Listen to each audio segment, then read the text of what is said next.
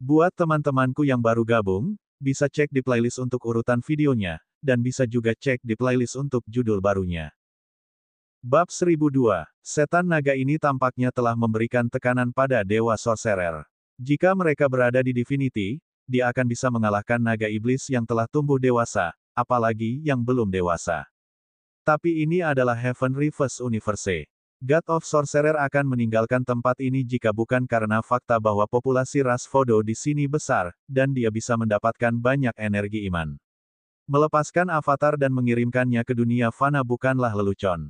Jika avatarnya dihancurkan, ia akan dirugikan, dan kemampuannya akan dikompromikan. Hut, hut. Apa yang dipikirkan Dewa Penyihir bukanlah urusan naga iblis. Dia menangis ke langit, mengepakkan sayapnya, yang menggerakkan angin kencang, yang menyebabkan runtuhnya bangunan-bangunan di tanah. Setan naga berdesis dan menamparkan patung Dewa Penyihir dengan cakarnya. Beberapa udara gelap beredar di sekitar patung. Kali ini, itu bukan kepalan tangan yang terbentuk dari udara gelap, tetapi sebuah perisai persegi besar yang ditempatkan di depan patung. Perisai itu tampaknya tidak hanya terbuat dari udara gelap. Jika ada, tameng itu kelihatannya benar-benar relik kuasi. Bang! Ketika naga iblis mencapai perisai, suara ledakan terdengar. Setelah itu, perisai itu retak. Gelombang aliran udara menyebar. Setan naga dipaksa mundur sejauh 1000 kaki. Bangunan-bangunan di dekatnya hancur. Di kejauhan, bahkan Master of Vodorace dan prajurit lainnya dihancurkan. God of Sorcerer tidak sebaik itu, seperti dugaanku. Luli merasa lega. Dia berlari ke Bedwick. Kembali ketika God of Wings menyerang, setan naga tersingkir sekaligus dan hampir kehilangan nyawanya. Memang benar bahwa setan naga telah tumbuh. Namun demikian, Dewa Penyihir hanya memaksa setan naga kembali sejauh 1000 kaki. Sebagai perbandingan, Dewa Penyihir jauh lebih lemah daripada Dewa Sayap. Hut, hut. Setan naga datang lagi dengan cepat. Kali ini, ia tidak hanya menggunakan cakarnya tetapi juga ekor yang seperti besi. Serangan ganda. Jika Dewa Sorcerer hanya bermaksud membangun perisai, itu tidak akan bisa melindungi patung ini. Dewa Sorcerer mendengus dan kemudian membangun perisai di belakang dan tinju di depan. Tinju ini berbeda dari yang sebelumnya. Dengan banyak energi surgawi, tinju ini tampak besar dan jelas lebih kuat. Mungkin, Master of Vodorace akan dihancurkan berkeping-keping oleh tinju seperti ini. Bang! Ekor naga iblis mendarat di perisai dan mengais tinju. Kali ini, setan naga tersingkir lagi. Ada beberapa noda darah di kakinya. Setan naga terluka tetapi tidak parah. God of Sorcerer, aku pikir kamu lebih baik dari ini. Luli tersenyum dan berkata, jika ini yang terbaik yang bisa dilakukan avatar Anda tidak akan bisa melindungi balap Vodo Anda. Hahaha. God of Sorcerer tertawa, manusia Pang, jika semua yang kamu punya adalah Demon Naga, bahkan menghancurkan patungku akan sulit. Ketika aku selesai menyerahkan energi suci, kekuatan apa yang bisa kamu tahan terhadapku? Apakah begitu? Luli membalas dengan acuh tak acuh dan kemudian terbang dengan Weak Bat sementara Dragon Demon datang dari sisi lain. Mereka menyerang dari kedua sisi. Hut, hut. Terluka, Demon Naga berlari liar. Itu menangis ke langit dan mengeluarkan energi yang mengancam. Ruang bergetar. Ketika naga setan membentangkan sayapnya yang besar, angin muncul. Kota Vodolu bukan kota besar. Ketika angin kencang bertiup melewati kota, hampir setengah dari bangunan yang tersisa hancur berantakan. Untungnya, warga sipil di kota itu telah dievakuasi. Waktu yang tepat, God of Sorcerer berteriak. Kemudian dari patung itu menyemburkan bola-bola udara gelap dan di atas patung itu, muncul bayangan manusia. Bayangan itu memegang pedang yang terbentuk dengan udara gelap dan dia meretas naga setan. Bang! Pedang itu hampir 1000 kaki panjang dan mendarat di kaki naga iblis. Gelombang energi membuat iblis naga pergi. Aliran udara menyebar. Ledakan itu begitu kuat sehingga segala sesuatu di kota itu, terlepas dari altar, runtuh. Kota Vodolu diratakan. Apa? Master of Vodorace dan prajurit lainnya, yang kembali dari kejauhan, menggigil ketika mereka melihat bayangan setinggi 1000 kaki di atas patung. Ini adalah metode abadi. Dia berada di dewa tetapi dia dapat membangun bayangan dengan kapasitas seperti itu. Bahkan dampak dari suatu langkah bisa meratakan kota. Seberapa kuat Dewa Penyihir secara langsung? P***off. Bayangan Dewa Sorcerer berteriak dan mengayunkan pedang besar ke Bedwick. Sebelum pedang mencapai Bedwick, ruang itu sudah retak. Seolah-olah langit telah menjadi cermin yang hancur dengan retakan yang jelek, yang mengejutkan oleh penglihatan. Bang! Bedwick dihancurkan, yang sudah diduga. Luli terkejut ketika dia memeriksa menipisnya energi. Langkah dari God of Sorcerer ini hampir sama kuatnya dengan God of Wings. Apakah dia hanya meremehkan Dewa Sorcerer atau Dewa Sorcerer menggunakan kekuatan penuh? Naga Iblis, hancurkan altar ini, tidak, gunung ini. Luli memikirkan rencana lain. Dia menerbangkan manik jahat ke langit dan kemudian menghantam kota. Jika patung itu terbukti sulit dihancurkan, maka dia akan mencoba menghancurkan altar. Patung itu sendiri tidak bisa menjadi koneksi ke Dewa Sorcerer di Dewa. Formasi penghambatan khusus di altar pasti telah membantu. Ketika mezbah ini dihancurkan, Dewa Sorcerer tidak akan lagi menurunkan energi surgawi dan patung itu bisa ditangani saat itu. Boom! Bedwick mendarat di selatan kota. Seluruh gunung bergetar saat runtuh di bawah Wickbed. Gunung itu pecah, batu-batu besar berguling ke bawah dan debu menghiasi langit. Hut! Hut! Demon Naga berteriak ke langit, mengepakkan sayapnya dan melompat maju. Tubuhnya yang besar menutupi langit. Kemudian, setan naga berteriak dan menamparkan dengan ekornya. Boom! Langkah naga iblis jauh lebih kuat daripada manik jahat. Ekor yang berayun membuat seluruh gunung bergetar dan retakan besar, tak berdasar, dan menakutkan muncul di tanah seolah-olah tanah kota Vodolu berdiri di belah dua. Ayolah! Luli mengabaikan bayangan di atas patung dan menabrak gunung di dekat altar dengan Wickbed. Setan naga diperintahkan untuk menggedor tanah. Ketika gunung itu runtuh, Luli percaya bahwa altar akan jatuh juga. Manusia Pang. Bayangan itu sepertinya tidak bisa bergerak jauh dari patung itu. Dia melihat bagaimana Luli dan naga setan hendak memecahkan tanah. Altar bisa jatuh kapan saja sekarang. Sambil mendesah, bayangan itu berkata, "Stop. Kurasa kita bisa bicara." Luli benar. Setelah mezbah dihancurkan, Dewa Sorcerer tidak akan bisa menurunkan energi surgawi. Jika demikian, avatar ini akan ditarik kembali atau dihancurkan oleh Luli. Untuk melindungi ras Vodo, atau, untuk melindungi energi iman di sini, Dewa Penyihir tidak punya pilihan lain selain berbicara dengan Luli. Percakapan. Luli mengerutkan kening. Beberapa saat kemudian, dia meminta naga setan untuk berhenti melalui hubungan spiritual. Luli bertanya, bagaimana kamu ingin melakukannya? Jika kamu menginginkan Wickbed, maka lupakan saja. Bab 1003. Kamu tidak dapat melakukan apapun dengan relik di tanganmu. Tanpa energi surgawi, kamu tidak dapat menggunakan relik dengan baik. Relik telah disegel, bukan? Kamu tidak akan mengangkat semua segel yang diberikan wilayahmu. Jika kamu dengan rela mentransfer relik kepadaku, aku bisa menukar relik lain dengan milikmu, seperti baju besi atau senjata. Dengan baju besi dan senjata relik, kamu tidak akan memiliki musuh lagi di dunia fana. Petik 2. Aku tidak berbohong kepadamu ketika aku berkata aku akan menerimamu sebagai anak didik. Aku telah menjadi abadi selama lebih dari 3000 tahun. Bahkan di Dewa, aku mendominasi sebidang tanah. Di sini, puluhan ribu orang abadi bekerja untukmu, aku dan aku punya jutaan pelayan. Aku akan memberimu beberapa instruksi dan kau menjadi abadi akan datang dengan mudah. Petik 2. Ketika Anda datang ke Dewa, saya akan mengirim seseorang untuk Anda. Di tanah saya, Anda akan diberi eliksir kelas 1 dan saya akan memberi Anda semua keterampilan dan pengetahuan rahasia yang saya kuasai. Hidup Anda bisa melambung. Hidup Anda juga bisa melambung, bahwa, saya akan menyerahkan posisi saya kepada Anda, menjadikan Anda seorang penguasa tanah, yang memiliki reputasi baik di Dewa. Apa yang Anda katakan? Petik 2. God of Sorcerer tulus dalam banjir pidato ini. Dia telah membuat janji dan mengusulkan syarat-syarat yang murah hati. Siapapun mungkin telah terharu sampai menangis karena rasa terima kasih dan menyerahkan Wickbed. Bagaimanapun, Dewa Penyihir adalah abadi. Mengendarai koatelnya bisa mengarah ke masa depan yang menjanjikan. Tetapi untuk ini, Luli mencibir. Sejauh yang dia ketahui, Dewa Sorcerer adalah penipu. Dia membuat janji kosong hanya untuk menipu Luli agar melepaskan harta itu. Bayangkan menjadi abadi. Kehadiran seperti apa yang abadi? Bagaimana mereka bisa begitu rendah hati di depan makhluk fana? Seolah-olah orang dewasa menggunakan permen untuk menipu anak dari harta. Luli tegas. Dengan dingin, dia menjawab, Dewa Sorcerer, selamatkan napasmu. Aku baru saja memberitahumu, Wigbet tidak ada di meja. Jangan menganggapku sebagai orang tolol. Aku tahu banyak tentang keilahian. Selain itu, aku punya master dari miliki dan dia adalah pejuang hebat di dewa. Simpan trik kecilmu untuk menggertak. Petik 2.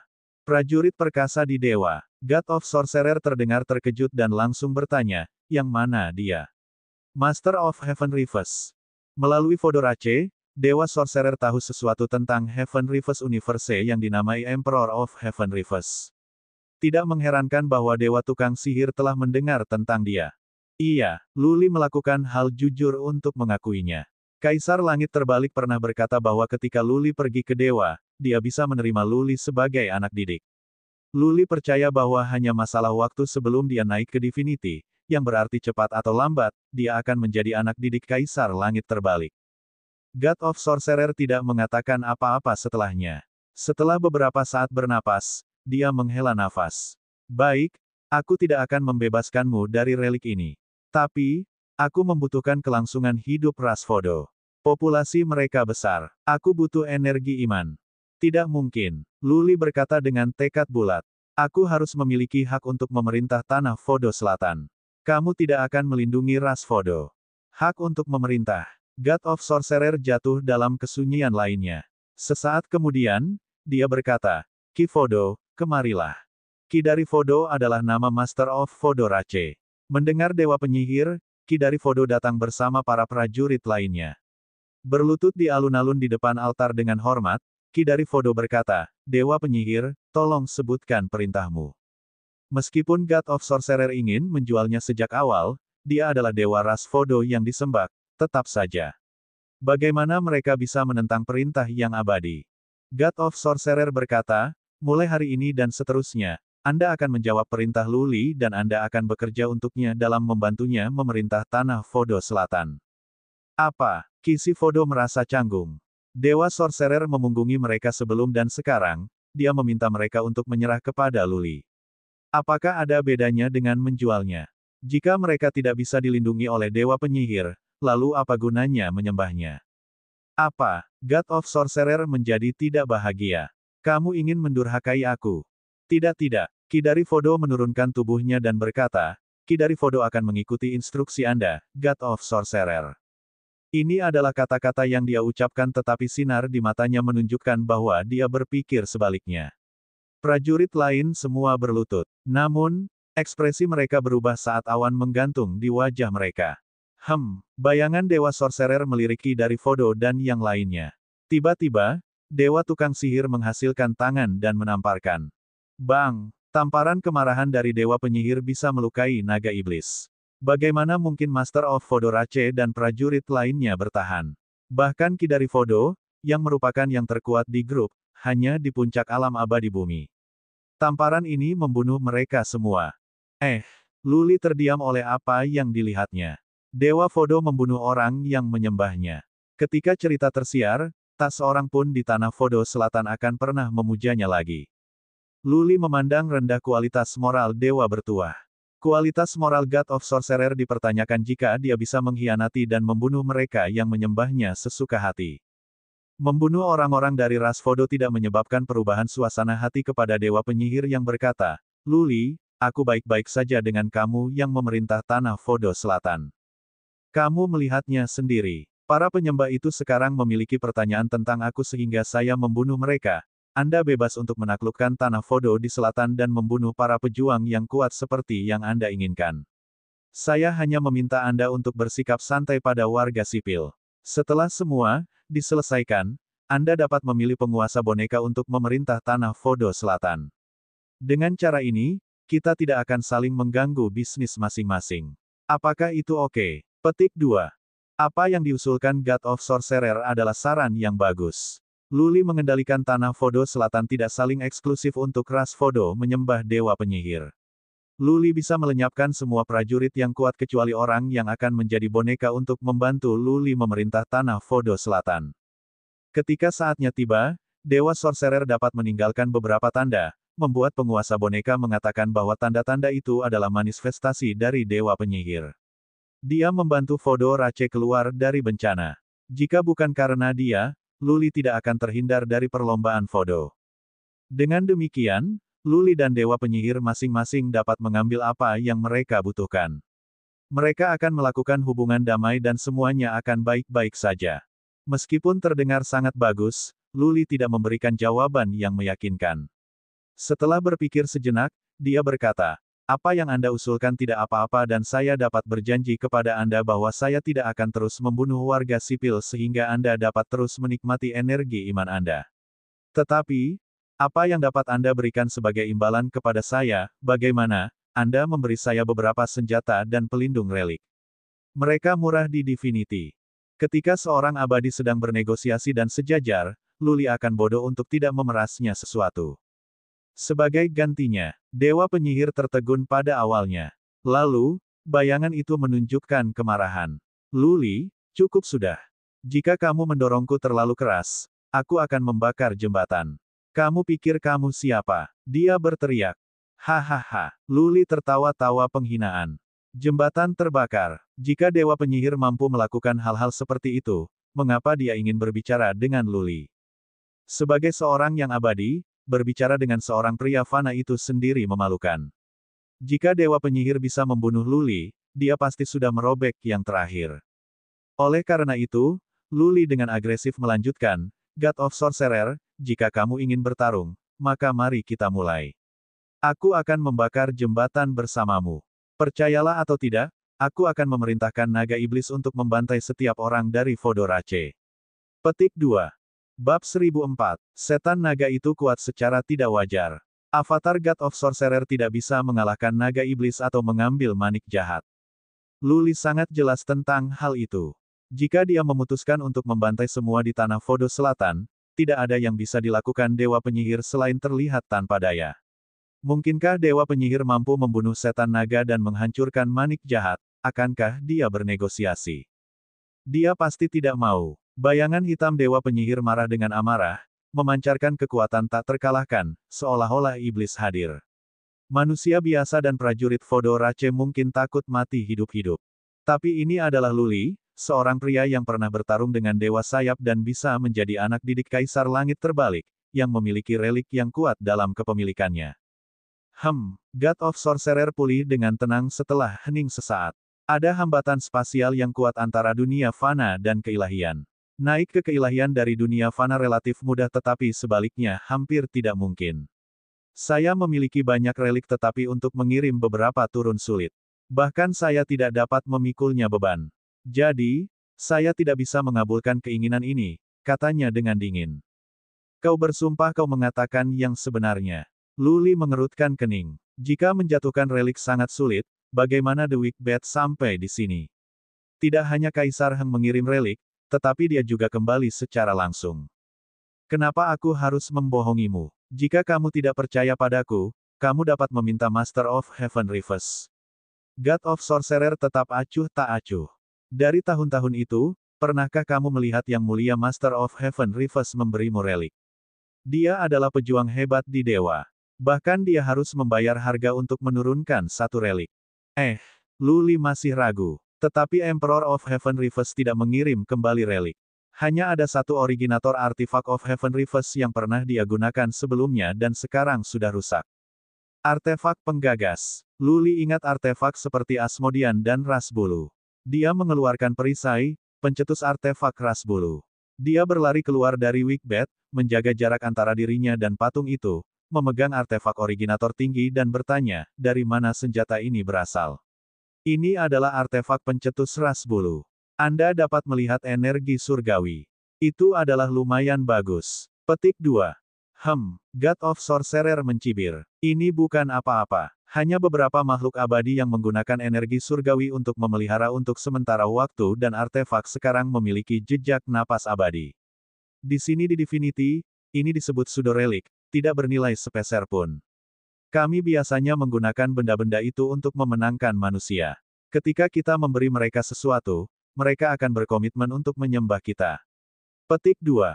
Pantas. Luli kembali ke manik jahat dan bertanya lagi, lalu apa yang dapat Anda katakan tentang manik-manik saya? Salah satu perintis manusia membawanya kembali dari ketuhanan. Jika ia bisa kembali dan membawa relik bersamanya, mengapa tidak bisa kamu? God of Sorcerer tersenyum, jika aku benar, pelopormu ini, sudah mati, kan? Luli terkejut, bagaimana kamu tahu? Sederhana, sungguh. Dewa Sorcerer melengkungkan bibirnya, aku bisa pergi ke dunia fana jika aku mau. Tapi, ketika aku melewati penghalang spasial, turbulensi akan menimbulkan cedera serius. Aku tidak akan bisa hidup lama setelah itu. Ini sangat tinggi kemungkinan bahkan prajurit hebat dari Divinity akan mati ketika melewati hambatan spasial. Kecuali seseorang mencapai tahap tertinggi, atau turun ke dunia fana hampir tidak mungkin. Apakah Kaisar Langit Terbalik pernah kembali? Kurasa tidak. Petik 2. Oke, aku mengerti. Luli tidak menjawab karena dia merasa agak sedih. Tampaknya tidak mungkin untuk mendapatkan baju besi dan senjata relik dari Dewa Sorcerer. Dia berpikir bahwa jika dia bisa memiliki baju besi dan senjata relik, dia akan mampu mengalahkan prajurit dari 9 alam semesta dan dia akan segera keluar dari masalah saat ini. Karena kamu tidak bisa memberiku senjata dan armor relik.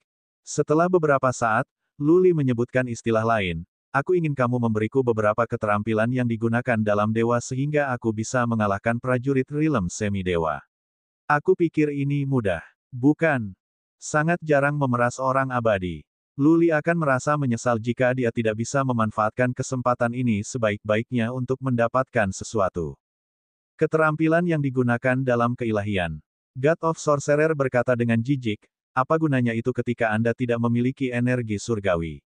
Juga, keterampilan yang kita gunakan dalam keilahian adalah muskil. Anda belum abadi dan akan membawa Anda setidaknya ratusan bertahun-tahun untuk dipelajari. Jika Anda benar-benar menginginkan sesuatu, yang dapat saya lakukan adalah mengajari Anda beberapa keterampilan racun dan serangga undead. Bahkan itu akan tergantung pada kemampuan pemahaman Anda. Jika Anda baik dan mencurahkan beberapa tahun atau 10 tahun untuk itu, kamu tidak akan memiliki musuh di dunia fana.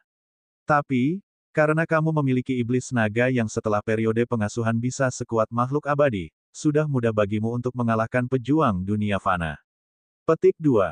Racun dan serangga undead. Luli menarik wajah yang panjang. Apakah Dewa Penyihir mencoba membuatnya tertipu? Luli tidak akan pernah belajar tentang keterampilan tabur racun dan serangga mayat hidup bahkan jika dia bisa. Ketika dia tertutup racun dan menjadi makhluk aneh, Jiang Qiling dan si kembar akan takut mati. Lebih jauh, bagaimana jika Dewa Tukang Sihir menipu dia untuk menghubungi racun dan serangga mayat hidup? Jika Luli diracun, dia akan menjadi boneka Dewa Penyihir. Luli menjadi marah, tidak ada yang berhasil untuk Anda. Anda abadi dan apakah Anda benar-benar tidak punya apa-apa untuk diberikan kepada saya? Jika demikian, mengapa saya ingin berbicara dengan Anda? Saya dapat menghancurkan mesbah secara langsung dan avatar Anda akan hilang meski begitu, aku masih akan bisa memerintah tanah ini. Petik 2. Tidak seperti itu. God of Sorcerer juga merajuk. Itu wajar karena dia, seorang abadi, takut-takut berbicara dengan manusia dan terus-menerus diancam. God of Sorcerer melanjutkan, jika kamu berada di dewa, aku bisa memberimu 10 setelan baju besi dan senjata relik jika kamu sangat menginginkannya. Masalahnya adalah, kamu berada di dunia fana. Biaya memberi kamu hal-hal seperti itu adalah tinggi dan saya tidak mampu membelinya.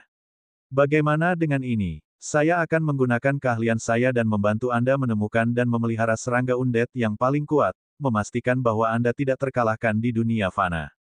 Petik 2. Tidak, Luli tidak akan mendekati makhluk iblis semacam itu. Jika dia digigit, bahkan Emperor of Heaven Reefs tidak bisa menyelamatkannya. Luli memutuskan untuk tidak membuang waktu lagi. God of Sorcerer, berpikir keras. Apa yang bisa kamu tawarkan padaku? Aku tidak melakukan racun atau serangga mayat hidup. Jika kamu tidak memiliki apa-apa untuk ditawarkan, aku harus menghancurkan altar.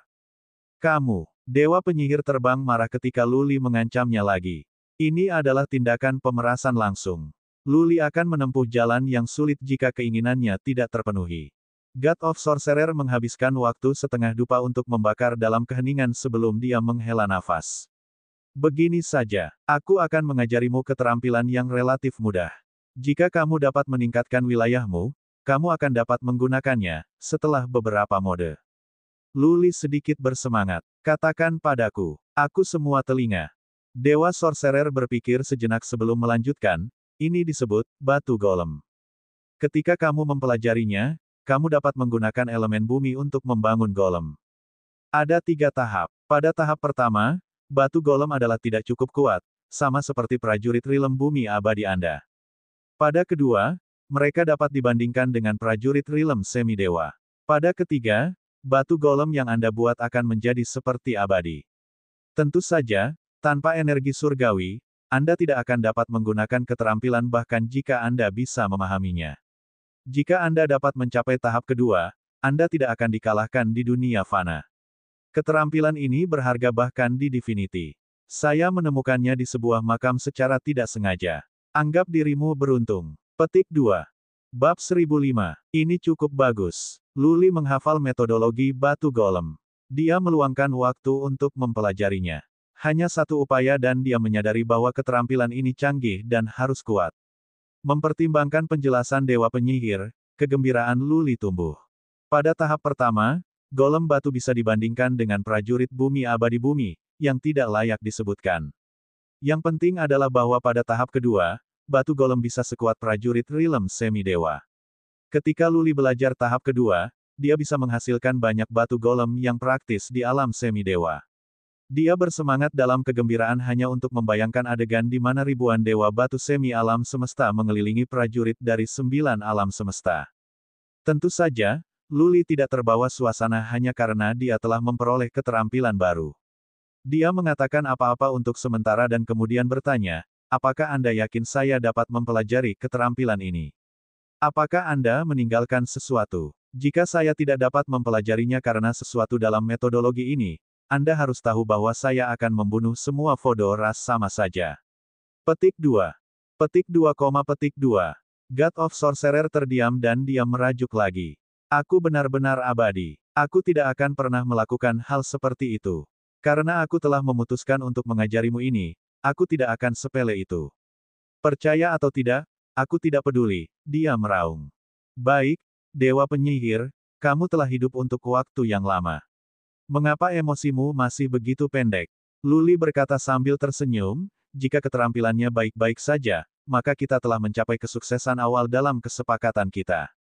God of Sorcerer sedikit tenang tapi kemudian dia langsung marah, apa maksudmu kesuksesan awal? Pang, jangan melewati batas. Bersikap baik, kamu mungkin membutuhkannya suatu hari nanti. Atau mungkin, ketika kamu datanglah ke dewa, percayalah, aku akan mengejarmu sampai kau mati. Petik 2. Hahaha. Luli tertawa terbahak-bahak dan menertawakannya. Dewa Sorcerer, aku baru saja mengatakan bahwa kamu perlu mengendalikan emosimu. Kamu tidak muda lagi. Aku bahkan tidak tahu apakah aku bisa naik ke Divinity atau tidak. Jika kamu mau untuk mengejar saya, bagaimana kalau Anda mengirim seseorang ke Heaven Reverse Universe dan melakukannya sekarang? Petik 2. Sebenarnya, sebelum God of Sorcerer membalik lagi, Luli melanjutkan, aku hanya bertanya padamu tentang sesuatu yang sepele bagimu. Aku punya beberapa musuh di dunia fana ini dan mereka akan segera mendatangiku, hanya beberapa semi-pejuang dewa alam. Jika saya tidak bisa berurusan dengan mereka, tolong bantu saya membunuh mereka. Jika, bagaimanapun, saya bisa merawat mereka sendiri, saya tidak akan mengganggu Anda. Ini masalah kecil, kan? Petik 2. Membunuh orang. God of Sorcerer memulihkan ketenangan. Membunuh beberapa orang bukan masalah serius. Dia harus menggunakan energi surgawi dan hanya itu. Ini bukan tugas besar. Kurasa tidak. God of Sorcerer mengingat sesuatu dan menggelengkan kepalanya, aku tidak bisa melakukannya. Ketika kamu menarik musuh kita ke tanah Vodo Selatan dan 1 atau 2 keluar, orang-orangku akan dibantai. Tanpa mereka, aku tidak akan punya energi lagi iman. Kita tidak bisa melakukannya seperti ini. Petik 2. Itu masalah. Luli berkata setelah berpikir, oke, ini yang akan kita lakukan. Aku akan memindahkan patungmu ke tanah kita. Kamu bisa mengajariku cara membangun altar dan cara berkomunikasi denganmu. Ketika musuhku datang, aku akan memikat mereka ke patung Anda. Dengan cara ini, orang-orang Anda tidak akan terlibat. Ini bisa berhasil, kan? Petik 2. Meskipun tidak sekuat Dewa Sayap, Dewa Sorcerer tetap abadi. Avatar dia akan mengancam dan akan mampu membunuh sebagian besar prajurit Realm Semi-Dewa. Jika digunakan dengan baik, God of Sorcerer dapat menawarkan banyak bantuan. Lu Li tidak ingin melepaskan pengaruh ini. Ini bisa berhasil. God of Sorcerer mengangguk dan menambahkan dengan sungguh-sungguh, aku ingin kau mengambil sumpah darah. Jika aku membantumu, kau harus melakukan yang terbaik untuk melindungi warga sipil Vodorace. Jika kau melanggar sumpahmu, kau akan dibunuh oleh seorang dewa yang maha kuasa. Tidak ada seorang pun di dewa yang berani melanggar sumpah ini.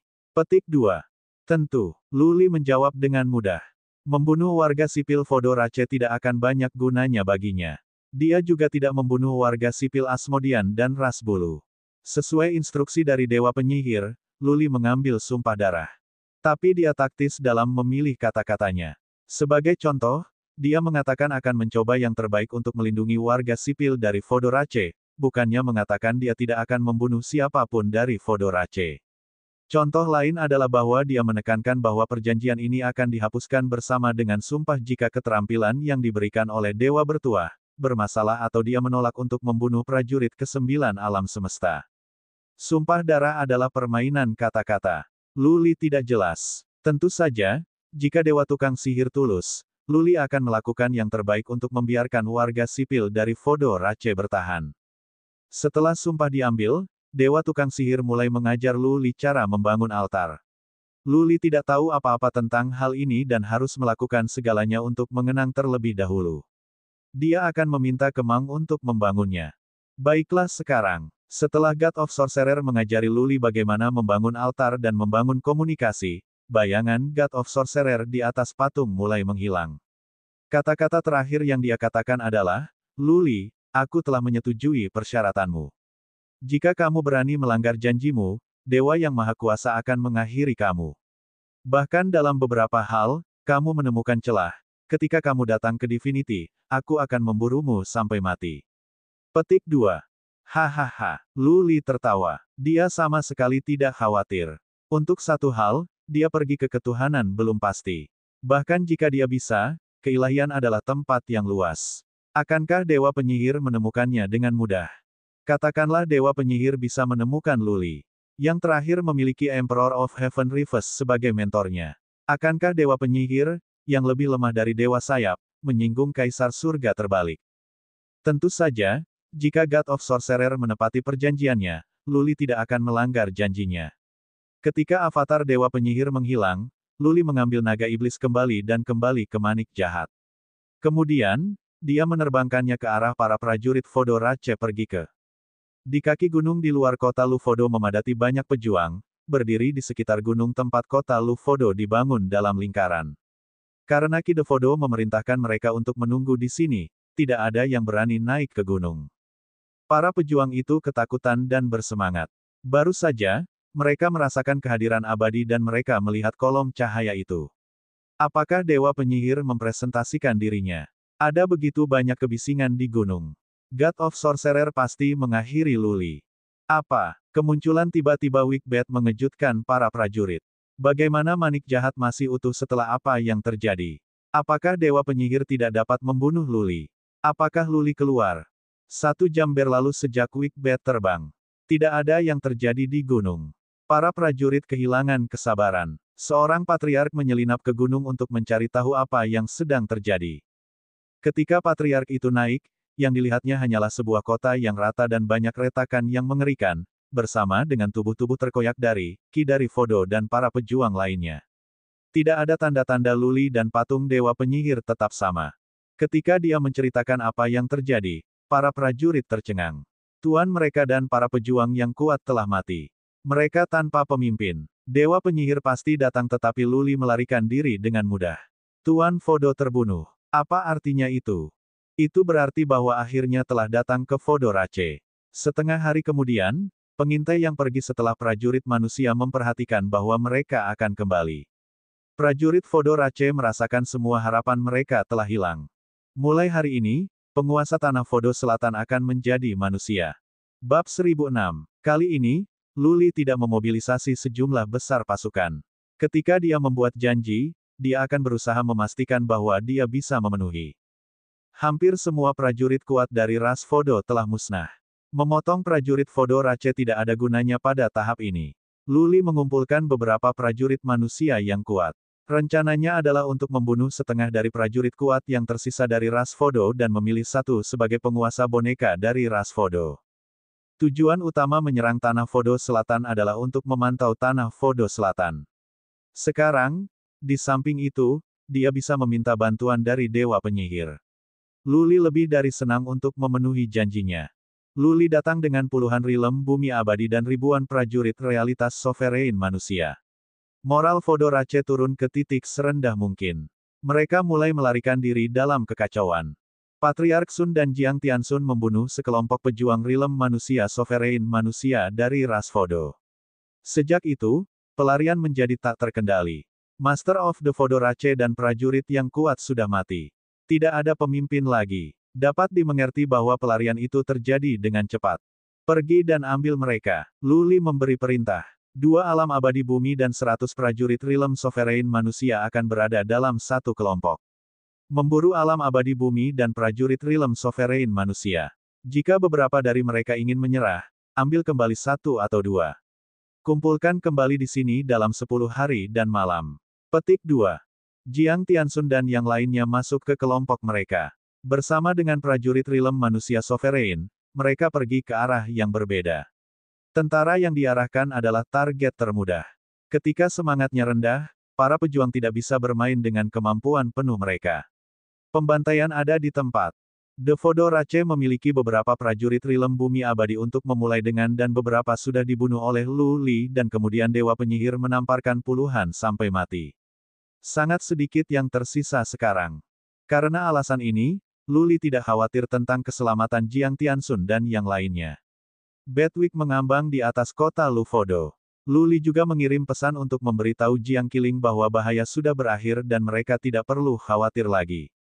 Luli mengirim He Yue keluar dan memantau seluruh Fodo Land of the South, mulai demikian. 2 hari kemudian, informasi dari berbagai sisi dikumpulkan. Semuanya baik-baik saja. Berita bahwa prajurit Fodo Rache sudah mulai melarikan diri menyebar. Seluruh tanah Fodo Selatan berada dalam kekacauan dan tidak ada yang mengatur upaya perlawanan. Para leluhur yang dikirim oleh Luli telah berkembang dengan lancar. Jiang Tiansun menangkap seorang patriark Fodo Rache yang dikatakan menikmati prestise yang cukup tinggi di sini. Luli meminta He Yue untuk mengirim pesan ke Jiang Tiansun untuk membawa kembali patriark Fodo Rache ini. Jika mereka ingin mendukung Master Fodo Rache sebagai penguasa proksi mereka, maka mereka harus memilih seseorang dengan kemampuan yang mumpuni dan beberapa prestise untuk mengerahkan pengaruh terhadap keluarga Fodo Rache dan mengendalikan tanah Fodo di selatan. Ketika ia dari Fodo, patriark ras Fodo ini, dikawal ke Luli, dia langsung berlutut, mengklaim bahwa dia akan menyerah. Ini membuat segalanya lebih mudah. Luli meyakinkannya bahwa jika dia bisa menerima untuk menjadi budak jiwa Jiang Tiansun, mereka akan membantunya untuk menjadi Master of Fodo Rache yang baru. Tidak mungkin kemampuan Jiang Tiansun bisa menyaksikan lompatan besar lainnya. Karena itu, mengambil budak jiwa tidak akan memengaruhinya. Alih-alih menjadi resisten, Jiang Tiansun sebenarnya cukup senang. Karena, Luli menjadikan Master baru Fodo Rache sebagai budak jiwa Jiang Tiansun, itu menyiratkan bahwa Luli menangani kendali atas tanah Fodo Selatan ke Jiang Tiansun. Tanah Fodo Selatan ini adalah tanah yang makmur. Di masa depan, lebih dari setengah dari sumber daya yang dipanen di sini akan menjadi milik keluarga Jiang. Langkah selanjutnya mudah. Dengan boneka Ya dari Fodo sebagai tahi lalat di dalam balap Fodo, prajurit manusia berangkat pada misi yang ditargetkan dan mereka tidak lagi takut pada jenis racun umum. Ya dari Fodo memberi mereka banyak detoksin yang dapat menawarkan bantuan tepat waktu jika terjadi keracunan. Luli membebaskan dirinya dari bisnis ini dan membiarkan Jiang Tiansun bertanggung jawab. Jiang Tiansun dapat mengetahui perlombaan Fodo dengan sangat baik dengan Ya dari Fodo sebagai informan mereka. Prajurit manusia mulai memusnahkan keluarga besar, membunuh prajurit kuat yang melarikan diri dan ketika Ya dari Fodo adalah satu-satunya prajurit yang kuat yang tersisa, dia akan pergi dan membeli keluarga kecil untuk membangun pemerintahan baru. Tapi Luli tetap di sini. Dia takut prajurit manusia mungkin tidak menaati dia dengan membunuh warga sipil dari Fodo Rache. Meskipun dia tidak akan menjadi orang yang harus disalahkan dan dia masih mengikuti sumpahnya, God of Sorcerer akan terlalu marah untuk membantu Luli berurusan dengan para pejuang dari 9 alam semesta. Luli meminta seseorang untuk menjemput Kemang. Luli ingin membangun sebuah altar di dalam Battleground Demon Slaying Battle dan memindahkan patung itu ke sana. Karena dia bukan ahli dalam hal membangun altar, Kemang harus melakukan pekerjaan itu. Luli tinggal di Bedwick untuk berkultivasi. Tak perlu dikatakan bahwa ia sedang mempelajari metode golem batu. Keterampilan ini luar biasa. Tidak ada yang ada di pikiran Luli kecuali untuk keterampilan ini. Namun, itu terlalu muskil. Luli telah mempelajarinya selama 10 hari, namun dia bahkan tidak memahami arti harfiahnya. Kemang telah datang. Luli memberitahunya metode membangun altar yang diajarkan oleh Dewa Penyihir. Kemang tidak beragi sekaligus. Sebaliknya, ia tinggal untuk mempelajari altar di sini dan menggabungkan pengamatannya sendiri dengan metode yang diajarkan oleh Dewa Sorcerer. Altar ini rumit. Itu adalah koneksi ke dewa dan abadi, serta banyak elemen mendalam yang terlibat. Jika Kemang berhasil membangun satu, pengetahuannya di formasi penghambatan akan sangat ditingkatkan. Dari informasi yang dikumpulkan oleh anak perusahaan Heiyue, Luli mengerti bahwa mungkin ada beberapa masalah di tanah barbar di utara. Namun, Patriark Penegakan Hukum tidak meminta bantuan dan menyatakan bahwa dia bisa mengatasinya, jadi Luli membiarkannya pergi dan terus mempelajari keterampilan batu golem. Berkat ya dari Fodo, di sini di tanah Fodo Selatan, kemajuan telah dibuat. Jiang Tianxun memimpin para prajurit dan mereka mengambil formasi teleportasi, mempercepat gerak maju mereka. Mereka memusnahkan banyak keluarga besar di sepanjang jalan dengan Heiyue melakukan pekerjaan pengintaian. Para prajurit yang lolos dari perlombaan Fodo ditemukan dan dibunuh. Tanah Fodo di selatan penuh dengan kekacauan dan semua berada dalam kondisi kecemasan yang konstan. Banyak keluarga telah memulai relokasi mereka ke dunia kecil. Hanya masalah waktu sebelum tanah Fodo selatan stabil dan berdasarkan jadwal saat ini, stabilitas akan datang paling banyak dalam sebulan. Luli masih mempelajari batu golem dan Kemang menghabiskan hari-harinya di altar. Jika Luli tidak mengatakan tidak, Kemang akan membongkar altar. Di tanah Fodo Selatan, ada banyak altar. Luli berkata kepada Kemang bahwa jika dia menginginkannya, dia bisa membongkar altar lainnya. Yang ini di sini harus diselamatkan untuk berkomunikasi dengan Dewa Penyihir. Ketika stabilitas dipulihkan di tanah Fodo Selatan, Luli harus bekerja sama dengan God of Sorcerer di sebuah acara sehingga perlombaan Fodo dapat terus menyembah Dewa Sorcerer. Sialan, apakah Dewa Sorcerer mengirimiku metode palsu? Setengah bulan lagi berlalu. Luli memegang sebuah gulungan di tangannya sambil frustrasi. Dia hafal metode itu dan kemudian mempelajarinya selama setengah bulan. Namun, dia tidak bisa melihat mekanisme kerjanya. Untuk keahlian apapun, seseorang harus mendapatkan pemahaman teori yang komprehensif terlebih dahulu. Bagaimana seseorang bisa menguasai keterampilan tanpa pengetahuan teori, apalagi menggunakan keterampilan? Selama bertahun-tahun, Luli telah menggunakan nutrisi jiwa dan jiwanya telah membaik. Kemampuannya dalam belajar dan deduksi kuat. Dia bisa menghabiskan setengah hari untuk mengambil keterampilan umum. Sudah setengah bulan dan dia belum mengerti teori batu golem. Entah keterampilannya terlalu rumit, atau Dewa Penyihir telah memberi Luli kepalsuan. Bab 1007. Secara teoritis, Dewa Penyihir tidak akan memberi Luli yang palsu. Dalam Sumpah Darah Luli, dia menyebutkan bahwa kesepakatan itu akan batal jika God of Sorcerer membodohinya. Ketika Luli marah, dia mungkin membunuh semua warga sipil dari Fodorace, sehingga menghalangi Dewa Penyihir dari energi iman dari tempat ini. Karena itu, Luli tidak buru-buru menghubungkan Dewa Penyihir. Dia menenangkan diri untuk mempelajari lebih lanjut metode golem batu. Berbagai hal membuat tanda-tanda kemajuan di tanah Fodo Selatan. Hampir semua prajurit kuat dari keluarga besar dari ras Fodo telah musnah, dan hanya beberapa prajurit Realm manusia Sovereign Realm dari ras Fodo yang masih dalam pelarian. Badan pendukung Heiyue telah meliput setiap inci tanah Fodo di selatan. Terlepas dari prajurit Realm manusia Sovereign manusia yang telah pergi ke dunia kecil, sisanya sedang dipantau dan Jiang Tianxun sedang mengorganisir upaya untuk membunuh mereka. Kali ini, karena tidak ada pasukan besar yang terlibat, hanya yang kuat dan Luli telah memberikan banyak instruksi, tidak ada warga sipil yang hilang meskipun pertempuran ada di mana-mana.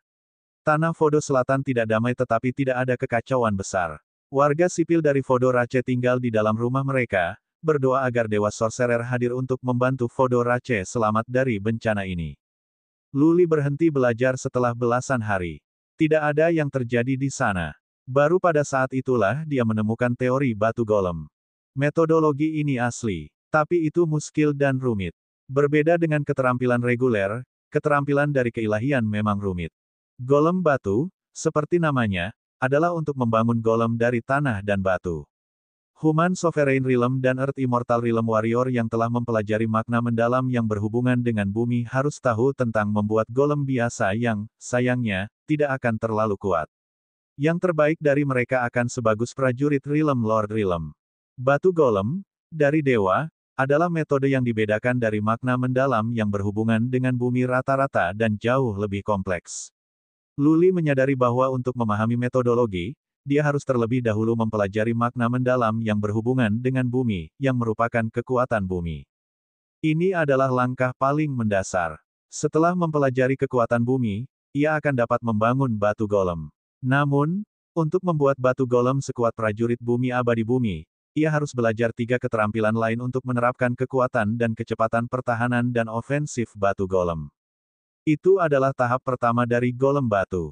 Untuk mencapai tahap kedua, Luli harus belajar 3 makna mendalam dan keterampilan yang berhubungan dengan bumi hanya untuk meningkatkan batu golem lagi.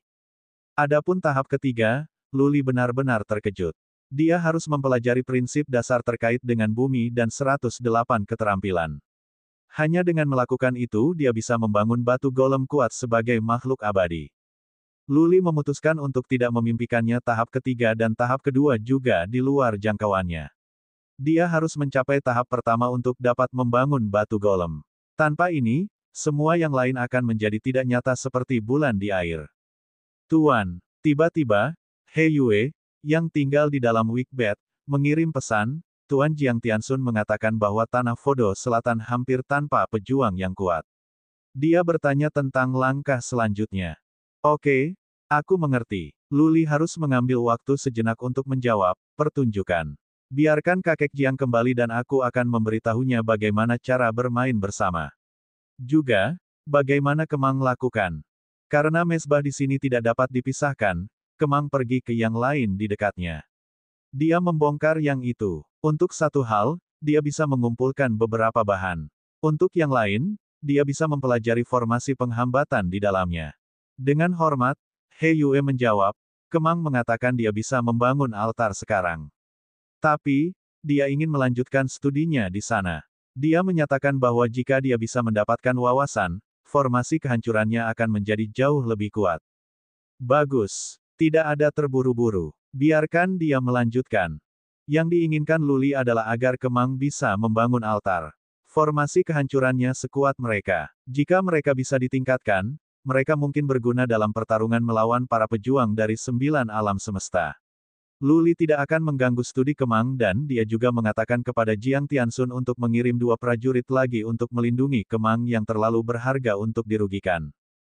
Jiang Tianxun teleportasi kembali. Luli memberitahunya tentang cara melakukan tindakan dan Jiang Tianxun melompat untuk bekerja. Ia dari Fodo, yang bersembunyi, memulai pekerjaannya. Dia pergi diam-diam dan mengumpulkan keluarga diam-diam, mengklaim bahwa mereka harus bekerja sama untuk bersatu melawan pejuang manusia. Ia dari Fodo adalah mendiang Master of Fodo Rache, Ki dari sepupu Fodo.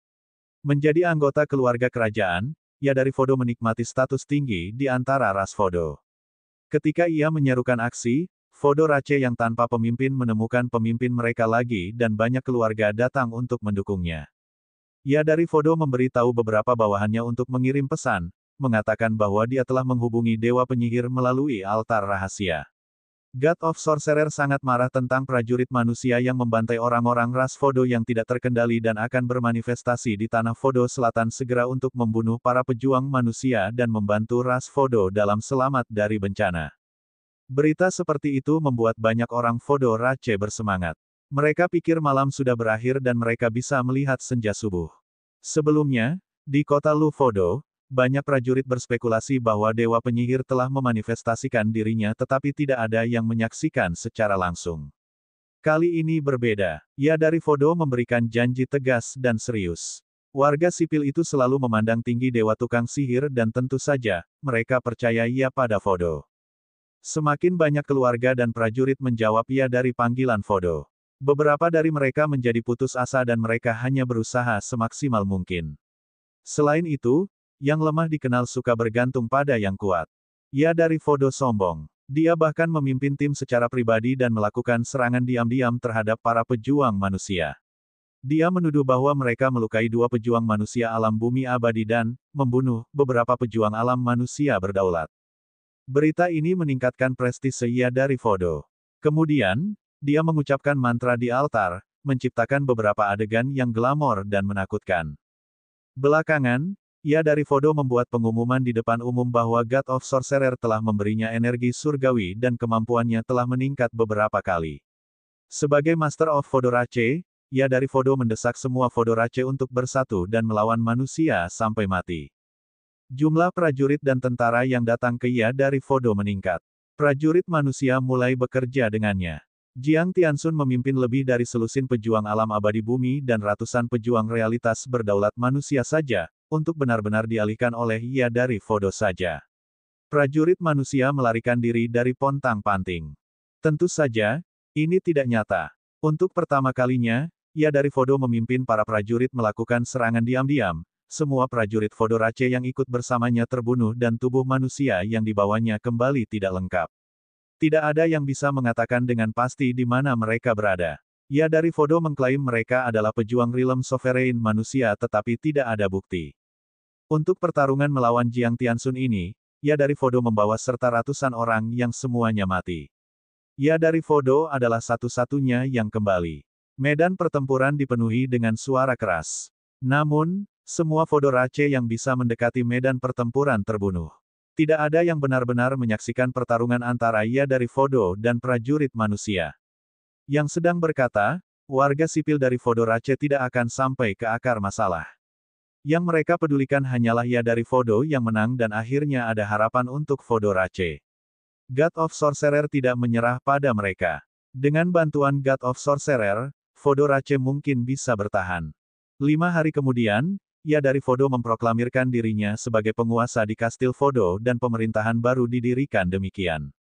Kastil Fodo belum pernah bersatu sebelumnya. Ia dari Fodo lebih terkenal daripada dua pendahulunya. 3 hari berlalu, ia dari Fodo mengirim pesan ke seluruh tanah Fodo di selatan, mengatakan bahwa dalam 3 hari, ia akan memimpin pasukan ke kota Lu Fodo dan bertempur melawan Luli sampai mati. Pada saat itu, Dewa Sorcerer akan hadir dan menawarkan bantuan untuk membunuh pemimpin manusia ini, memotongnya menjadi beberapa bagian dan mengubah jiwanya menjadi budak abadi. Memotong-motongku. Apakah ia dari Fodo tinggi? Apakah dia benar-benar menganggap dirinya penyelamat?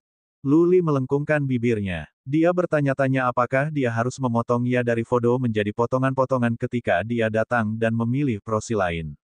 Bab 1008. Pasukan Fodorace datang dalam barisan yang tangguh. Namun, kali ini, jumlah prajurit tidak begitu besar, hanya 1 juta dan di antara mereka, hanya sedikit yang kuat. Hanya 5 yang berada di alam manusia berdaulat, ribuan berada di alam dewa mulia dan yang lainnya adalah prajurit biasa. Meski begitu, ia dari Fodo bertindak seolah-olah dia dipenuhi dengan keyakinan seolah-olah dia bisa mengalahkan semua jenis roh jahat yang menghampiri dirinya. Keyakinannya meningkatkan moral sejuta pejuang Fodorace. Mereka lebih terinspirasi dari pasukan 10 juta sebelumnya. 1 juta prajurit itu bergerak cepat. Mereka diteleportasi ke kota Lu Fodo. Luli telah membuat pengaturan. Ketika dia berhenti berkultivasi, dia menggunakan metode yang diajarkan oleh Dewa Sorcerer untuk berkomunikasi melalui altar dan patung. Mereka berdua menyusun rencana terperinci. Mengingat ini adalah tindakan pura-pura, Luli bahkan tidak mendapatkan 100.000 prajurit di sana. Dia hanya memiliki ribuan penjaga di sekitar kota Lu Fodo. Itu hanya tempat bagi Dewa Sorcerer untuk mengadakan pertunjukan dan tidak perlu sesuatu yang terlalu glamor. Ia dari Fodo datang terbang dengan jutaan prajurit yang semuanya mengenakan jubah hitam dengan kabut gelap yang beredar di sekitar mereka. Ditatap dari kejauhan, mereka tampaknya sekelompok hantu dan setan. Sesampainya di kota Lu Fodo, ia dari Fodo berteriak dari kejauhan, "Luli, bawa Aastris S Anda keluar dari sini dan bersiaplah untuk kematian Anda." Petik 2, Jiang Tianxun, Patriark Sun dan yang lainnya terdiam. Memangnya siapa ya dari Fodo? Betapa sombongnya dia, memberitahu Luli untuk keluar. Apakah ya dari Fodo bosan hidup? Wosh, wosh, wosh. Jiang Tianxun dan prajurit lainnya terbang dengan kekuatan penuh. Ribuan dari mereka melayang di langit, mengalahkan pasukan lawan mereka. Apakah ya ini Fodo tolol? Di dalam Wigbet, Luli tidak bisa menahan tawa. Dia menerbangkan Wigbet. Menurut rencana, Jiang Tianxun dan prajurit lainnya tidak perlu melakukan apa-apa dan semua perkelahian harus diurus oleh Luli sendirian. Dia tidak ingin melihat korban berat di pihaknya hanya untuk bermain ini dengan God of Sorcerer.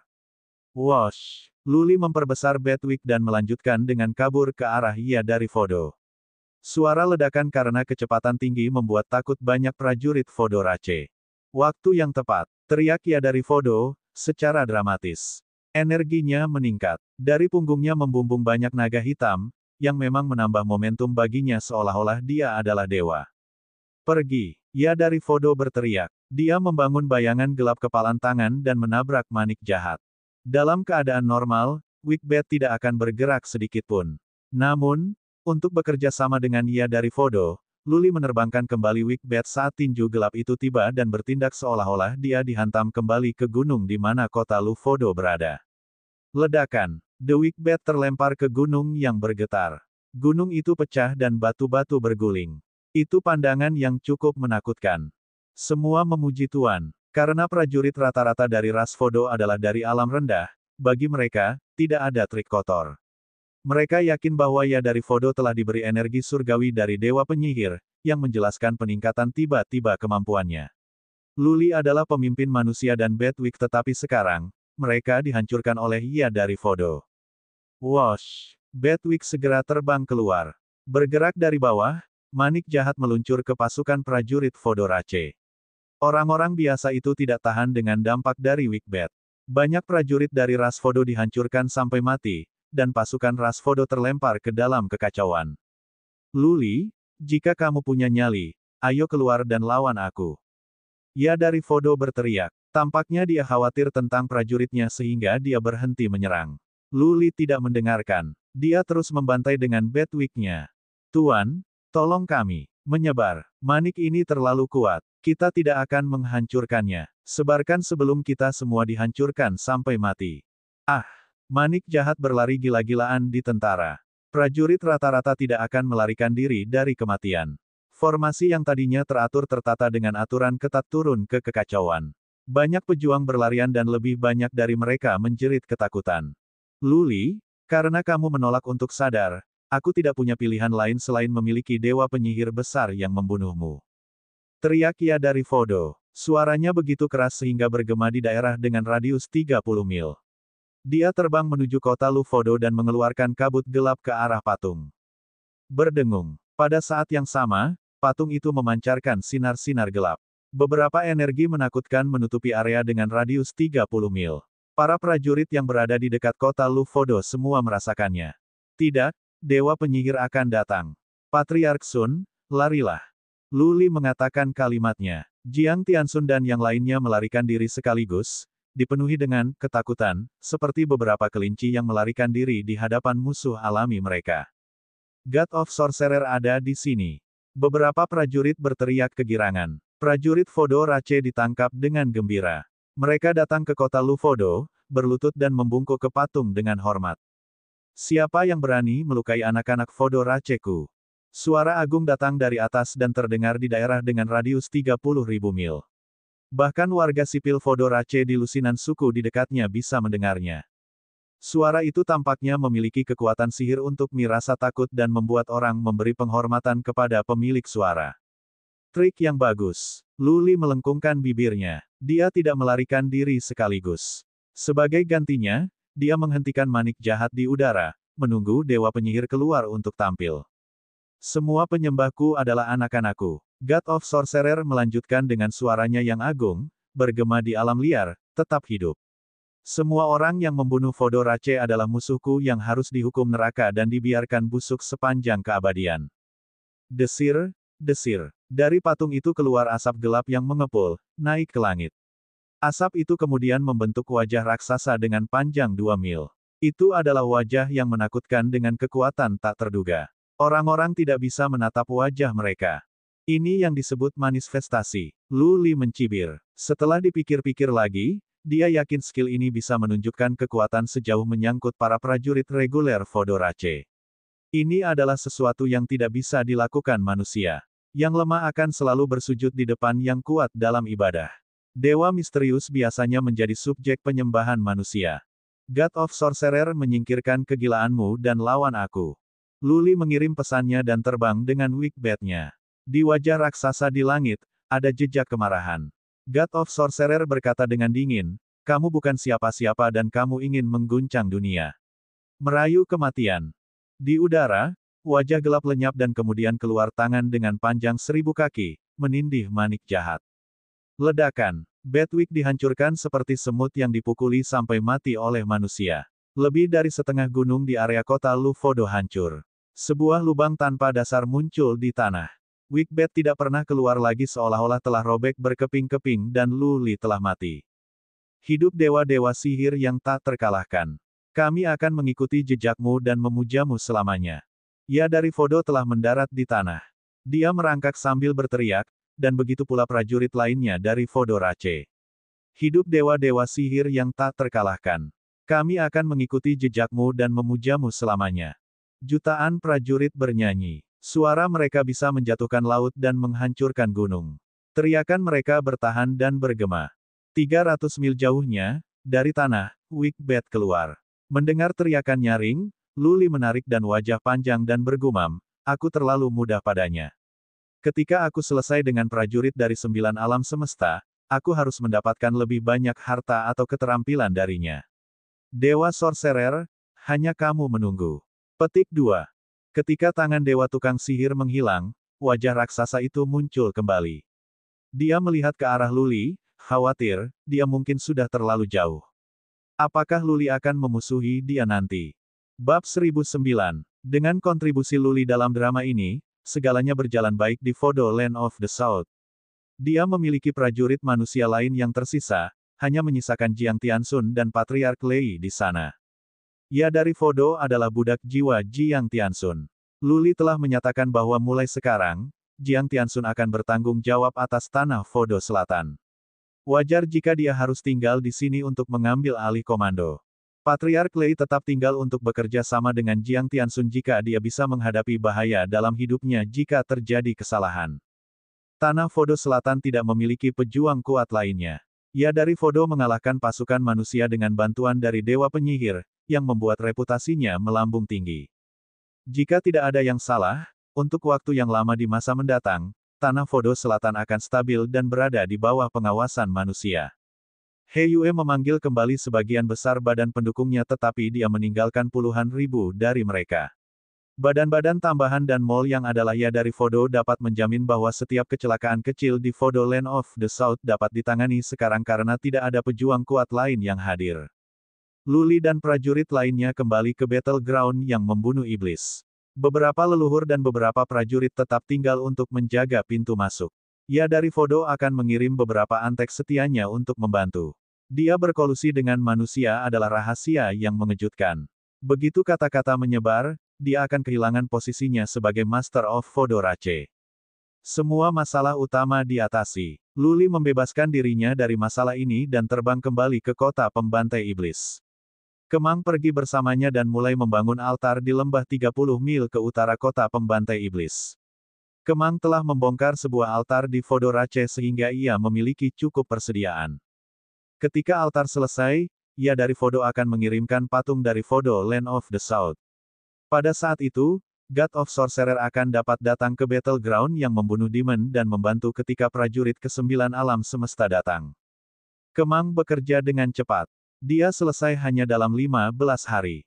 Ya dari Fodo mengirim sebuah patung dan Patriark Lei mengirimkannya secara langsung bersama dengan banyak materi kelas 1 dari Ya dari Fodo. Dia mengatakan kepada Patriark Lei untuk menyampaikan permintaan maaf dan penyesalannya. Saint Lord, Kemang berkata dengan gembira ketika Lu Li datang dalam sebuah tur, saya belajar sesuatu dari pembangunan altar. Tetapi saya perlu waktu untuk mempelajarinya. Jika semuanya berjalan dengan baik, dalam 3 bulan paling banyak, saya akan dapat membangun formasi kehancuran yang kuat dan formasi ilusi yang mengerikan. Petik 2. Benarkah?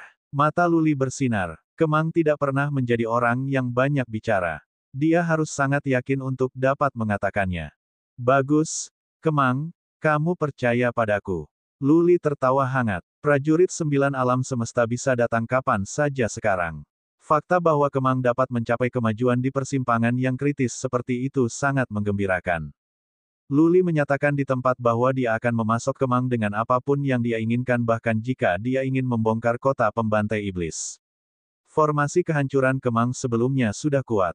Jika mereka dapat ditingkatkan lebih lanjut, peluang memenangkan para pejuang dari 9 alam semesta akan sangat ditingkatkan. Hal lain yang dikatakan Luli kepada Kemang adalah membangun formasi penghancuran dan ilusi di sini karena ini adalah lokasi untuk pertempuran yang menentukan melawan para pejuang dari 9 alam semesta. Battleground Demon Slaying Battleground memiliki sedikit warga sipil dan tanah yang luas, cocok untuk pertarungan antara para pejuang yang kuat.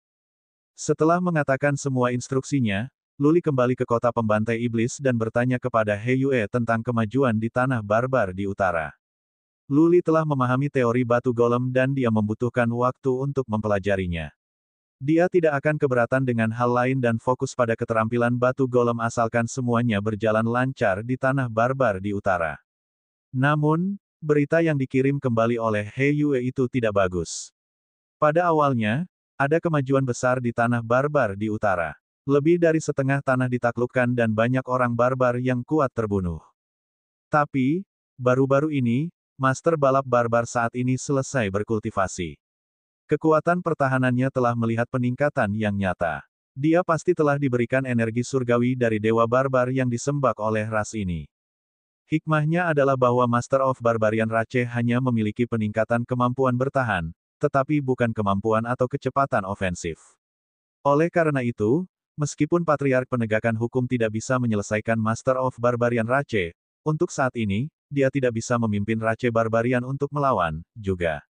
Kedua belah pihak dihadapkan pada jalan buntu. Patriark Penegakan Hukum sedang mencoba memikirkan cara untuk menghancurkan pertahanan Master of Barbarian Rache. Master of Barbarian Rache hanya di puncak Earth Immortal Realm, kan? Kekuatan defensifnya begitu kuat sehingga kakek buyut tidak dapat menemukan solusi. Apakah Master of Fiery Fox Pesona tidak efektif? Luli tercengang. Dia juga di alam abadi bumi dan Patriark Penegakan Hukum juga tidak bisa mematahkan pembelaannya. Yang sedang berkata, dia memiliki Dragon Armor dan tubuhnya telah berubah setelah menyerap kolam penuh Liquid of Dragons.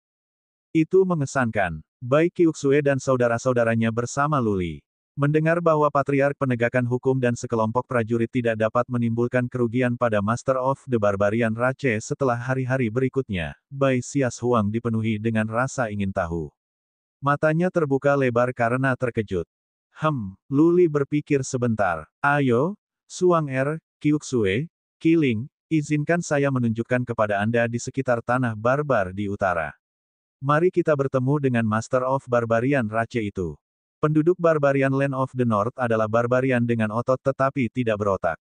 Membawa ketiga istrinya ke tanah barbar di utara tanpa bahaya. Karena Luli telah memutuskan untuk mempelajari batu golem yang mungkin membutuhkan budidaya tertutup selama lebih dari 1 tahun, dia ingin bergaul dengan ketiga istrinya sementara dia masih memiliki waktu luang. Sudah lama sekali tetapi tanah barbar di utara belum sepenuhnya ditaklukkan. Ini menyiratkan bahwa Patriark Penegakan Hukum tanpa opsi. Luli tidak bisa duduk dan menonton tanpa peduli. Ya, hore, Bai Xias Huang lebih dari senang untuk melakukan perjalanan. Selama Luli bersamanya, dia akan senang bahkan jika mereka pergi ke tempat-tempat berbahaya, apalagi tanah barbar di utara. He Yue, kirim pesan ke Master of Hechi. Katakan padanya untuk segera datang ke kota pembantai iblis. Luli memberitahu He Yue yang memiliki banyak badan pembantu di seluruh tanah Laut Timur, tanah bulu barat, tanah hebat, dunia yang sepi, penjara kayu dan inferno. Dimanapun ada kota-kota yang memiliki kepentingan strategis, akan ada badan pendukung He Yue. Dengan cara ini, Luli dapat diberitahu segera setelah pejuang yang kuat dari 9 alam semesta datang. Master of Hechi dapat ditemukan di penjara kayu di mana populasi Beast of Primordial Chaos sangat besar. Dia dan Lu Zhengyang dan prajurit lainnya sedang membersihkan binatang buas dan banyak yang terbunuh. Wilayah dengan radius 300.000 mil telah dibersihkan. Beberapa kota telah dibangun. Semua murid keluarga Lu kecuali mereka yang memiliki misi telah dipindahkan ke kota-kota. Murid keluarga Jiang, keluarga Ye, dan keluarga Kong juga dipindahkan. Karena keempat keluarga telah merelokasi orang-orang mereka, kepanikan mulai menyebar di Tanah Suci. Keluarga besar memindahkan orang-orang mereka. Apakah bencana akan datang ke tanah hebat? Mengapa lagi mereka meninggalkan kampung halaman mereka? Penjelasan Lu Family adalah bahwa mereka telah menemukan sebidang tanah yang luas di mana kultivasi dapat bergerak dengan cepat.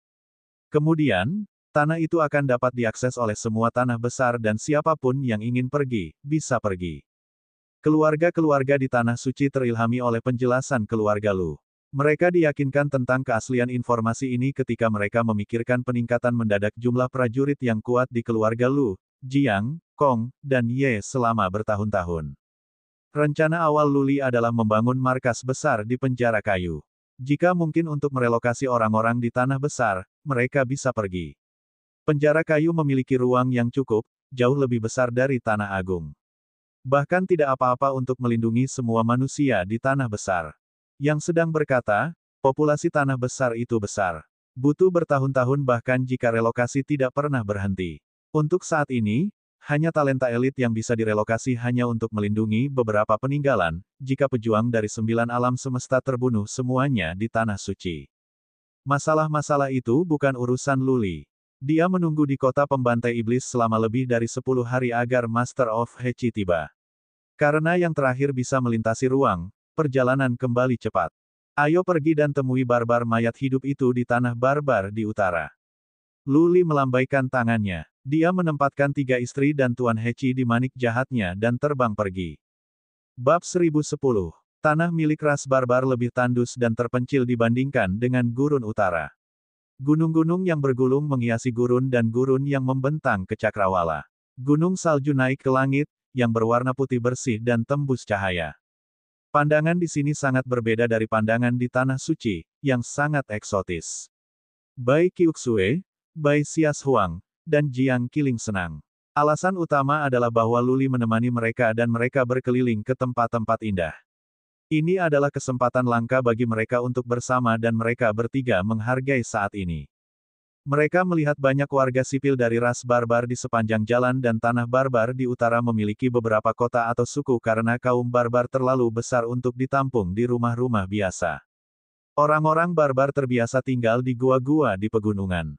Semua gunung yang bergulung-gulung dipenuhi gua-gua yang menampung orang-orang barbar.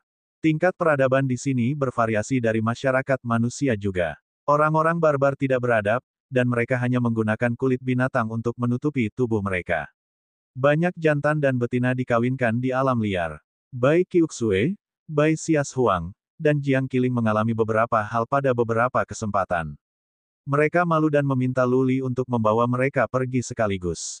Terbang dengan ketiga istrinya dengan cara yang berani di tanah barbar di utara, Luli membuat banyak orang marah. Tetapi kekuatan utama dan pejuang mereka yang kuat berkumpul di Gunung Barbarian Ghat. Mereka yang memiliki sedikit kemampuan tidak mungkin menyakiti Luli. Karena mereka sedang melakukan tur, Luli tidak akan berkeliling dan membunuh orang. Dia hanya akan menggunakan beberapa feather rache untuk melumpuhkan beberapa orang barbar jika diperlukan. Tujuan mereka adalah Dewa Gunung Barbar yang terletak di jantung tanah barbar di utara. Jika Luli terbang dengan kecepatan tertinggi, dia akan tiba dalam 7 atau 8 hari. Tapi dia melambat sehingga dia bisa melakukan tur keliling. Butuh waktu 12 hari baginya untuk tiba. Dewa Gunung Barbar adalah gunung tertinggi. Dipandang dari kejauhan, gunung itu tampak seperti tongkat raksasa yang menjulang dari tanah ke langit, sama seperti gunung-gunung menjulang yang dilihat Luli di penjara Chaos Purba. Bagian atas gunung ditutupi oleh awan dan sama sekali tidak terlihat. Di sebelah selatan kaki Gunung Barbarian Ghat, di daerah yang membentang hingga 300 mil, pejuang manusia yang penuh sesak. Patriark penegakan hukum datang dengan 3 juta prajurit yang semuanya ditempatkan di sini sekarang. Di sisi lain Gunung Barbarian, Dewa adalah pejuang ras barbar yang semuanya setinggi puluhan kaki. Para prajurit barbar itu sekuat lembu dan cukup menarik perhatian. Luli melirik sekilas. Setidaknya harus ada 5 hingga 6 juta prajurit ras barbarian, jumlah yang lebih besar dibandingkan dengan ras manusia. Grandmaster, kedatangan Luli membangkitkan reaksi para pejuang manusia. Berita bahwa tanah Fodo Selatan telah dipelajari. Gengsi Luli telah ditingkatkan lagi. Para prajurit berlutut dan meneriakkan, cukup keras untuk mengguncang langit. Banyak prajurit yang kuat dari ras barbarian terbang untuk melihat ketika mereka mendengar teriakan. Gangguan itu datang ke pasukan ras barbar ketika para pejuang melihat seorang pria dengan baju besi putih dan rambut putih itu adalah Luli.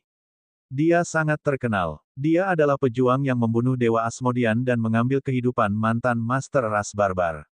Apakah Master saat ini dapat bertahan? Bangun, tolong. Luli sudah terbiasa dengan penghormatan semacam ini padanya. Untuk Bai Xias Huang, Bai Qiuxue dan Jiang Qiling, mereka masih bersemangat. Terutama untuk Bai Xias Huang. Dia memegang lengan Luli dan membiarkan orang lain yang tidak tahu bahwa pria ini adalah suaminya. Luli mengambil 3 istrinya dan pergi ke tenda komandan di mana Patriarch of Law Enforcement, Master of Fiery Fox dan beberapa patriarki alam abadi bumi lainnya berada di. Patriark penegakan hukum mengangguk pada Luli sambil tersenyum. Para leluhur lainnya membungkuk untuk memberi hormat kepadanya. Tuan Peri Fox membungkuk dan berkata dengan rasa bersalah, Tuan, saya minta maaf atas ketidakmampuan saya. Seorang wanita dengan 1000 pesona menatap Luli dengan malu-malu dan penuh rasa bersalah, seolah menunggu untuk dihukum.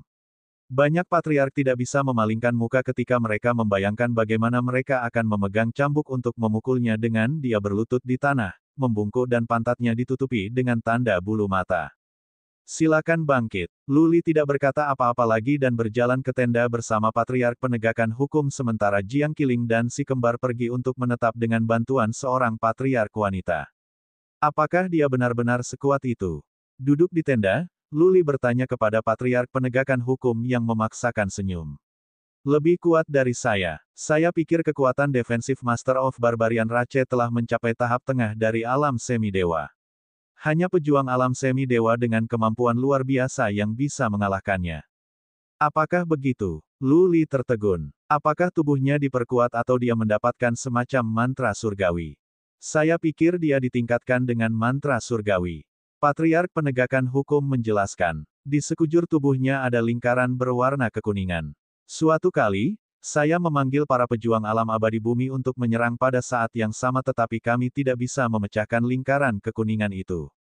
Pertahanan jiwanya juga tidak bisa ditembus. Master of Fiery Fox menambahkan. Pesonaku tidak berhasil padanya. Oke, aku mengerti. Luli mengangguk. Mari kita istirahat hari ini. Besok, aku akan mencoba. Baik, para leluhur sangat bersemangat. Kemungkinan mereka menang lebih tinggi ketika Luli berkontribusi. Bagaimanapun, dia adalah seseorang yang membunuh Dewa Asmodean. Keesokan harinya, ketika fajar menyingsing, para pejuang manusia memukul drum mereka. Perlombaan barbarian telah menempatkan seseorang di sini untuk memantau umat manusia. Ketika ras barbarian tahu tentang gulungan-gulungan drum dan perkumpulan manusia, mereka memutar trompet mereka dan mulai mengerahkan prajurit mereka juga. Luli membiarkan Jiang Qiling dan yang lainnya ke dalam wikbed miliknya yang merupakan tempat paling aman. Dia takut meninggalkan ketiga istrinya di base camp. Dia berdiri di Bed of Life sementara Patriark Penegakan Hukum dan Master of Fiery Fox berada di sisinya, diikuti oleh puluhan prajurit Realm Bumi Abadi. Beberapa dari mereka pernah menjadi budak jiwa Luli. Tapi, mereka telah terputus dari Luli dan sekarang telah berubah menjadi budak jiwa Patriark Penegak Hukum. Luli pernah membuat kesepakatan dengan keluarga Feng bahwa ia akan membebaskan para pejuang Realm Bumi Abadi mereka dalam 10 tahun.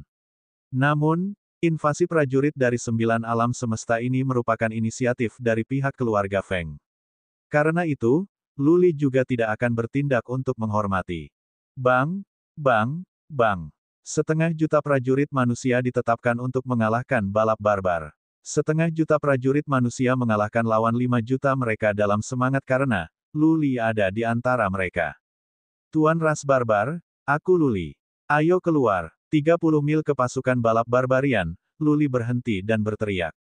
Dia menggunakan Dragon's Roars untuk menguatkan suaranya yang cukup keras untuk memecahkan batu dan suaranya bergema di alam liar, terus-menerus. Suara itu sangat menakjubkan.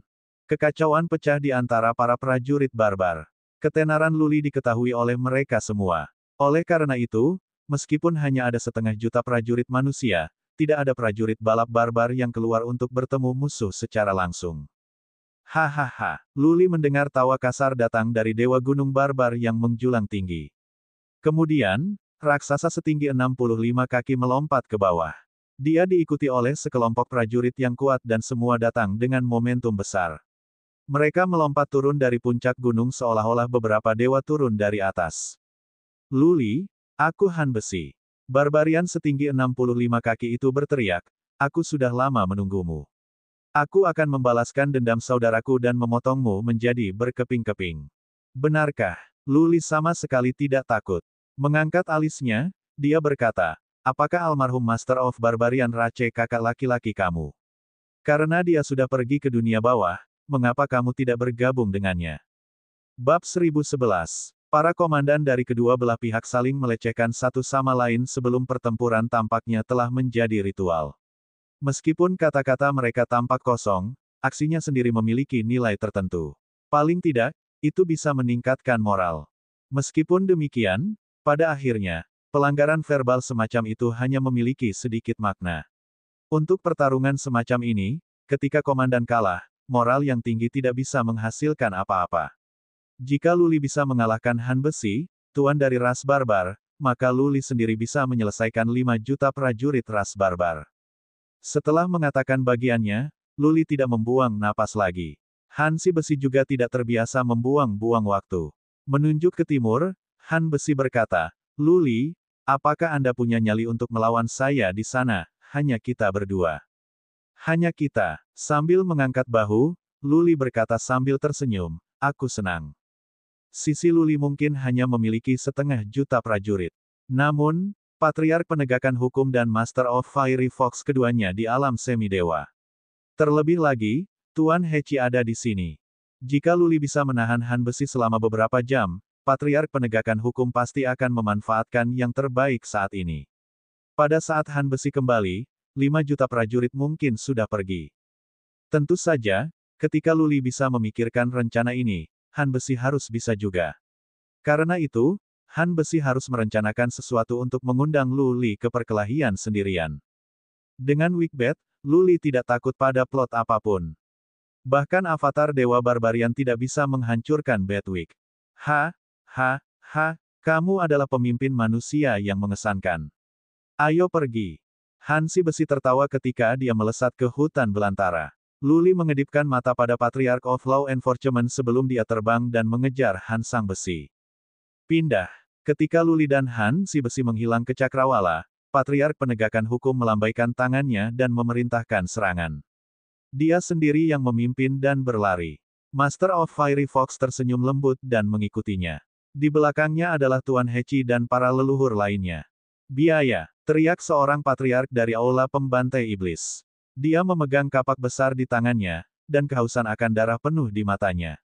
Sisi manusia hanya memiliki 1/2 juta pejuang, tetapi mereka yakin bahwa mereka dapat membantai setengah dari lawan mereka dalam 2 jam. Pindah. Seorang prajurit yang kuat dari ras barbar berteriak. Jutaan dari mereka mengipasi dan menyerbu. Formasi sisi manusia menyerupai bentuk panah sedangkan ras barbarian lebih mirip bulan sabit. Kedua belah pihak bertemu segera. Patriark Penegakan Hukum dan yang lainnya menghancurkan formasi musuh mereka segera dan prajurit manusia maju dengan kuat. Ketika kedua belah pihak saling bertabrakan, pertempuran kekuatan dan darah dimulai. Tidak lama kemudian, gunung itu ditutupi dengan mayat, dan sungai akan menyatu menjadi sungai. Han Besi, kita sudah sampai di sana.